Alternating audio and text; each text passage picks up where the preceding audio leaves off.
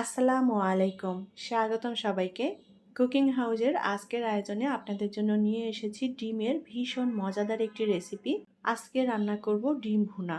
আর আজকের এই ডিম ভুনাটা একটু ভিন্ন স্বাদে ট্রাই করেছি। আজকে যেভাবে এই ডিম ভুনাটা রান্না করেছি, এভাবে ডিম ভুনা রান্না করলে অসম্ভব রকমের টেস্টি এবং মজাদার হয়। আর এই ডিম ভুনাটা সাদা ভাত, পোলাও, খিচুড়ি সবকিছুর সাথেই পরিবেশন করা যাবে।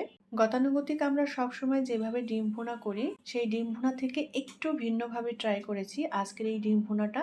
আশা করছি আপনাদের ভালো লাগবে। ডিম ভুনা রান্না করার জন্য আমি এখানে 8টা ডিম সেদ্ধ করে নিয়েছি। পরিমাণে যে যতটা রান্না করবেন সেভাবে নিয়ে নিতে হবে এবং মশলাটাও সেভাবে অ্যাড করতে হবে।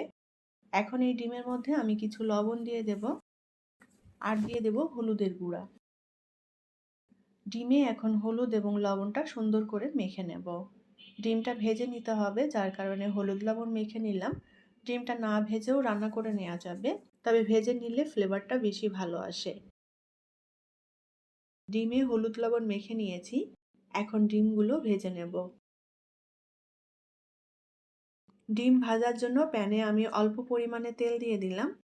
তেলটা একটু গরম করে নিয়ে এখন ডিমগুলো দিয়ে ভেজে নেব। ডিমগুলো খুব বেশি ভাজার দরকার নেই, জাস্ট উল্টে পাল্টে একটু লাল করে ভেজে নিতে হবে। ডিম ভুনা অনেকভাবেই রান্না করা যায়। আজকে যেভাবে রান্না করব, এই রান্নার স্বাদটা অনেক বেশি ভালো আসে আর এটা খেতেও খুবই মজার হয়।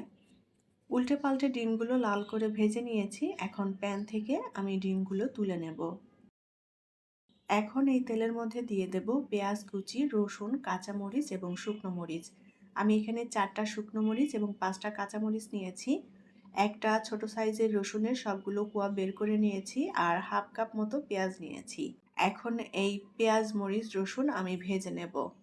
মশলাগুলো ভেজে তারপরে মশলাটা বেটে নেব। আর এভাবে মশলাটা ভেজে নিয়ে তারপরে এই ভুনা রান্নাটা করলে অসম্ভব টেস্টি হয়।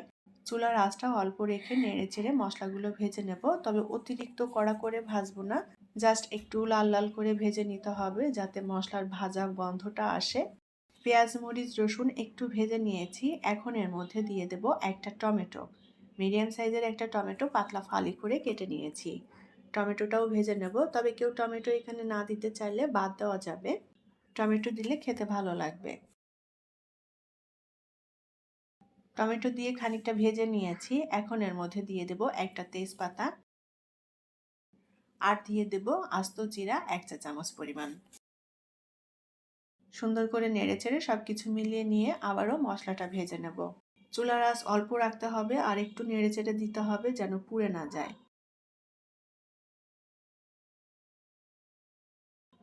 মশলাটা ভেজে নিয়েছি, এখন এর মধ্যে দিয়ে দেব আদা। আস্ত আদা কুচি করে দিতে হয়, তবে আস্ত আদাটা ঘরে নেই, আমি সব আদাই বেটে ফেলেছি আগে থেকেই, যার কারণে বাটা আদাটাই দিলাম। আমি এখানে 1 চা চামচ পরিমাণ নিয়েছি আদা বাটা। আদা বাটা দিয়ে সুন্দর করে নেড়েচেড়ে মশলাটা আবারও একটু ভেজে নেব। সব মশলাটা এভাবে ভেজে নিয়ে তারপরে বেটে এই ডিম ভুনাটা রান্না করলে মশলার যে ফ্লেভার, এই ফ্লেভারের কারণেই এটা খেতে অনেক বেশি ভালো লাগে। মশলা আমি সুন্দর করে ভেজে নিয়েছি, মশলাটা নরম হয়ে গিয়েছে। এখন এই মশলা আমি একটু ঠান্ডা করে নেব। ঠান্ডা করে নিয়ে আমি শিলপাটায় মিহি করে বেটে নেব। চাইলে এটা ব্লেন্ডারে ব্লেন্ডও করে নেওয়া যাবে, যার যেটাতে সুবিধা সেভাবেই করে নিতে হবে। তবে মশলাটা শিলপাটায় বেটে নিলে টেস্টটা বেশি ভালো আসবে। রান্নার জন্য প্যানে এখন 4 টেবিল চামচ মতো তেল দিয়ে দিলাম। এবার এই তেলের মধ্যে দিয়ে দেব বাটা মশলা। আমি সেই ভাজা মশলাটা শিলপাটায় খুব সুন্দর করে বেটে নিয়েছি একটু মিহি করে। আজকের এই ডিম ভুনার বিশেষত্বই হচ্ছে এটা, সব মশলা ভেজে তারপরে বেটে নিয়ে এই ডিম ভুনাটা রান্না করা হয়। আর এভাবে রান্না করলে ডিম ভুনার স্বাদ অনেক গুণে বেড়ে যায়। এখন এই মশলার মধ্যে দিয়ে দেব স্বাদ মতো লবণ, হলুদ গুঁড়া, ধনিয়া গুঁড়া এবং গরম মশলার গুঁড়া হাফ চা চামচ করে। মশলাটা এখন সুন্দর করে একটু কষিয়ে নেব। যদিও মশলাটা আগে থেকে ভেজে নেওয়া, তারপরে আবারও একটু কষিয়ে নেব। আর মশলাটা যত ভালো কষানো হবে, ডিম ভুনার টেস্টটাও বাড়বে। অল্প আঁচে আমি সুন্দর করে মশলাটা কষিয়ে নিয়েছি। এখন এর মধ্যে দিয়ে দেব ভেজে রাখা ডিম। ডিম দিয়ে এখন মশলার সাথে কষিয়ে নেব। চুলার আঁচ অল্প রেখে একটু নেড়েচেড়ে দিতে হবে যেন মশলা পুড়ে না যায়।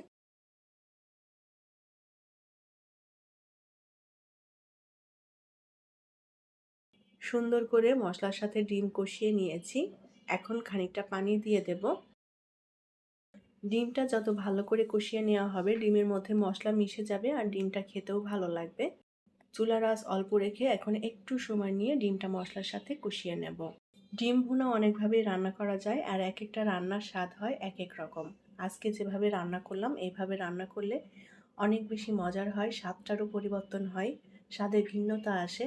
যারা এখনও ডিম ভুনাটা এভাবে ট্রাই করেননি একবার ট্রাই করে দেখবেন, সকলে ভীষণ পছন্দ করবে খেতে। সুন্দর করে মশলার সাথে ডিমটা আমি কষিয়ে নিয়েছি। ডিম ভুনা রান্না করা হয়ে গিয়েছে। এখন নামিয়ে নিয়ে পরিবেশন করব। তৈরি হয়ে গেল অসম্ভব টেস্টি এবং মজাদার ডিম ভুনা। আজকে যেভাবে ডিম ভুনা করেছি এভাবে ডিম ভুনা করলে সকলে ভীষণ পছন্দ করবে খেতে। আশা করছি ভালো লেগেছে আমার আজকের ডিম ভুনা। রেসিপিটি যদি ভালো লাগে তাহলে প্লিজ লাইক, কমেন্ট এবং শেয়ার করবেন।